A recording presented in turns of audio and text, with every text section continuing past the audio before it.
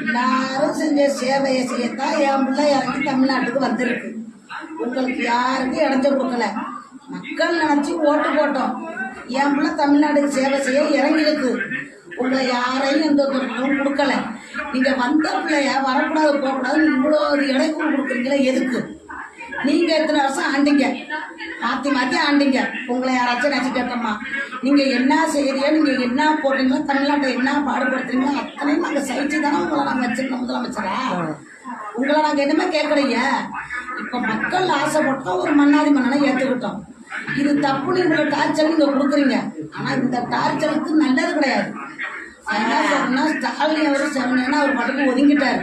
எனக்கு வேணாம், நான் படுக்கு ஒதுக்கிவிட்டா என்னோட சேவைகளை மட்டும் அவர் செஞ்சா போதுன்னு அவர் சொல்லிட்டாரு. இதுக்கு முழுக்க முழுக்க காரணம் மோடிக்கிட்ட இருக்க எடப்பாடி. இது மட்டும்தான் உண்மை. இது யாருக்கும் தெரியாதுன்னு இல்லை.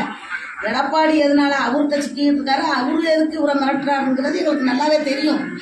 நல்லாவே எல்லாருக்கும் தெரியல இல்லையா? ஆனால் எனக்கு தெரியும் எந்த சரியால இப்ப எடப்பாடி அவருக்கு அடைக்கலம் ஆயிருக்காருன்றது எங்களுக்கு தெரியும்.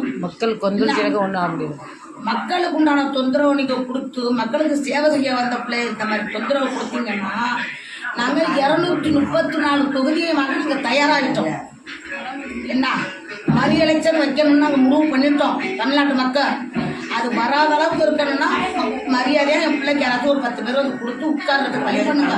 மரியாதை சொல்லாது.